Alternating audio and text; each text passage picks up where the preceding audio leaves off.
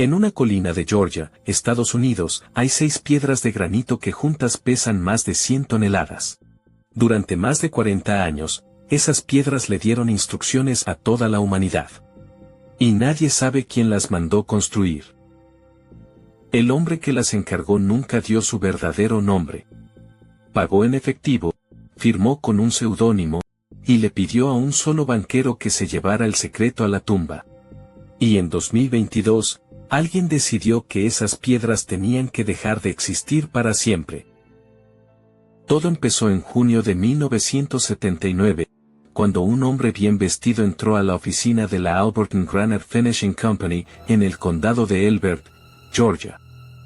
Dijo llamarse R.C. Christian, aunque aclaró de entrada que ese no era su nombre real. Christian le explicó al dueño de la empresa que representaba a un pequeño grupo de estadounidenses que preferían mantenerse en el anonimato. Querían construir un monumento gigante, alineado con las estrellas, que sobreviviera incluso a una catástrofe global. El dueño de la empresa pensó que era una broma. Le pidió un anticipo enorme para probar que hablaba en serio. Christian volvió pocos días después con el dinero completo, sin pestañear. ¿Vos qué harías si alguien se te acercara con una fortuna y un plan así de extraño? Contámelo en los comentarios, porque la historia todavía se pone más rara. Para manejar el dinero sin revelar su identidad, Christian abrió una cuenta en el banco local a través de su presidente, un hombre llamado Wyatt Martin. Martin fue la única persona que conoció el nombre real del cliente, y aceptó guardarlo en secreto de por vida. Ese secreto duró más de 2 décadas. Y no fue lo único extraño de todo este encargo. Las piedras se terminaron de instalar el 22 de marzo de 1980. Eran 6 bloques de granito azul, 4 monolitos gigantes, dispuestos como los brazos de una hélice, más una piedra central y una piedra que corona todo el conjunto desde arriba, apoyada sobre las demás. Cada monolito medía más de 5 metros de altura y pesaba alrededor de 20 toneladas. En total, la estructura entera sumaba más de 100 toneladas de piedra, cortada, pulida y tallada a mano en un taller de Georgia. Frente al conjunto, enterrada al ras del suelo, había una placa explicativa con las medidas exactas, el peso y la fecha de instalación, además de una frase que le daba nombre oficial al monumento, que esas piedras sirvieran de guía hacia una era de la razón. Esa misma frase estaba grabada también, en 4 idiomas antiguos, en la cara superior de la piedra que corona el monumento. El granito no fue casual.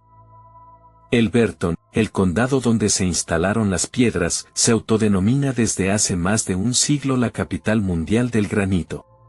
El bloque completo salió de una cantera local, cortado y grabado a mano por los mismos canteros del pueblo, sin que ellos supieran, al principio, que era exactamente lo que estaban construyendo.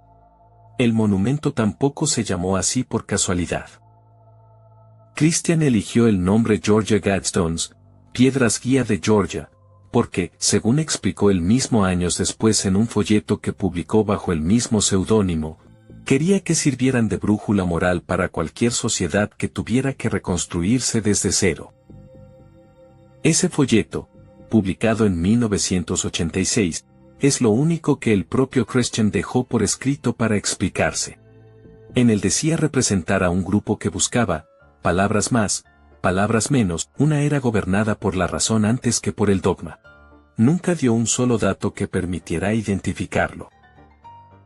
Para entender por qué alguien querría construir algo así en 1979, hay que recordar el contexto. Era plena Guerra Fría, la amenaza de un desastre nuclear o una crisis global no era ciencia ficción para nadie, era una posibilidad real que la gente discutía todos los días. En ese clima, un monumento de granito capaz de sobrevivir siglos, con instrucciones básicas para reconstruir la civilización, no sonaba tan descabellado para el grupo que lo encargó. Lo descabellado, para el resto del mundo, fue que decidieran hacerlo en total anonimato. Pero lo que hizo famosas a estas piedras no fue su tamaño, ni ese folleto. Fue lo que estaba escrito directamente en la piedra.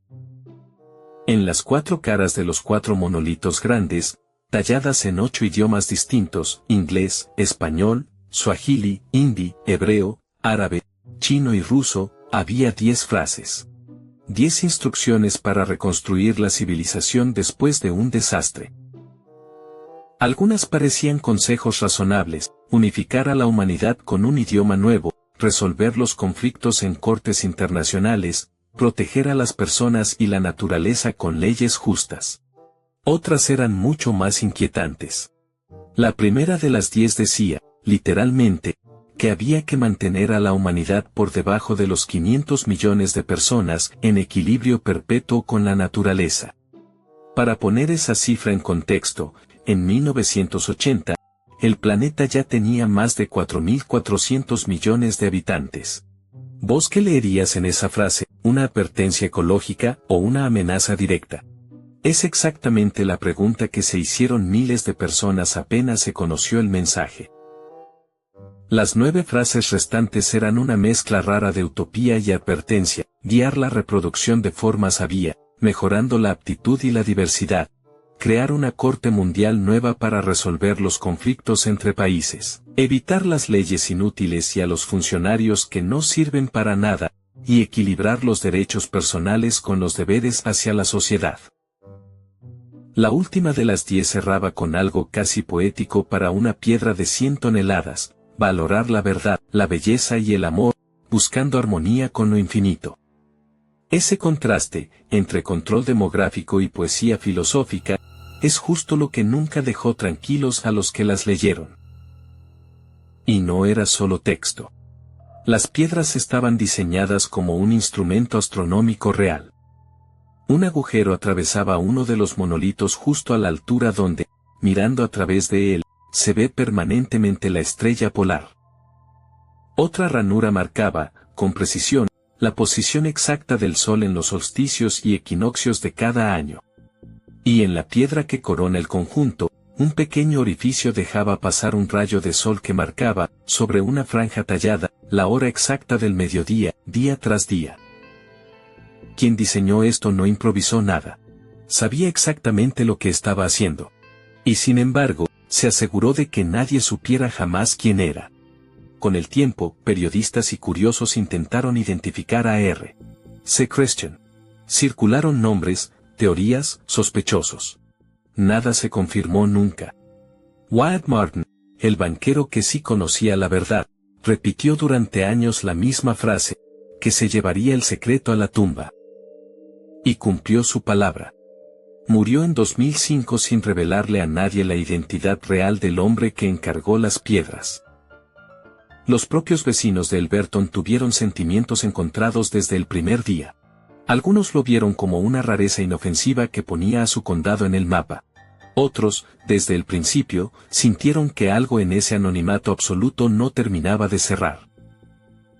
Con el paso de las décadas, el monumento se convirtió en una especie de Stonehenge americano, una atracción turística real, visitada por miles de personas cada año en un condado rural donde, hasta entonces, no pasaba gran cosa. Pero también se convirtió en blanco de teorías.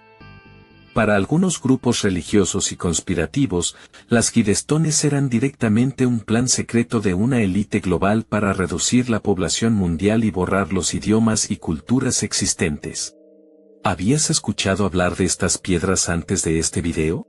Decime en los comentarios si tu país o tu idioma estaba entre los 8 grabados en la piedra. Durante 42 años, ese monumento sobrevivió a pintadas, a campañas para derribarlo, a políticos que pedían destruirlo en público. Meses antes del final, una candidata a gobernadora del estado hizo de derribar las Guidestones una de las promesas centrales de su campaña. Esa promesa nunca se cumplió a través de las urnas, la candidata perdió la elección primaria. Pero apenas unas semanas después, alguien terminó el trabajo por su cuenta, sin pedirle permiso a nadie. El 6 de julio de 2022, poco antes de las 5 de la madrugada, una cámara de seguridad registró una explosión. El estallido destruyó por completo uno de los 4 monolitos principales y dañó gravemente el resto de la estructura. Las imágenes de la cámara mostraron después un auto alejándose del lugar a toda velocidad, apenas minutos después del estallido. Por seguridad, ya que el resto del monumento había quedado inestable, las autoridades del condado decidieron demoler lo que quedaba en pie esa misma tarde. En cuestión de horas, un monumento de más de 100 toneladas que llevaba 42 años en pie dejó de existir. Peritos de explosivos analizaron los restos del artefacto y confirmaron que no fue un accidente ni una falla estructural. Alguien colocó deliberadamente una carga explosiva contra la base de uno de los monolitos, en mitad de la noche, sabiendo exactamente dónde y cuándo hacerlo. La Oficina de Investigaciones de Georgia ofreció una recompensa por información. El FBI se sumó a la investigación. Hasta el día de hoy, nadie fue arrestado ni identificado como responsable del atentado. Los fragmentos de granito que quedaron en pie no se tiraron. Terminaron guardados por las autoridades del condado, y hoy pueden verse de cerca en un museo local en Elberton, la misma ciudad donde un puñado de canteros los tallaron a mano 42 años antes, sin saber para qué. Así que hoy conviven dos misterios sin resolver sobre el mismo monumento: quien mandó construirlo en 1980 y quien decidió, más de 40 años después, volarlo por el aire. ¿Vos qué crees que decía realmente ese mensaje? Una advertencia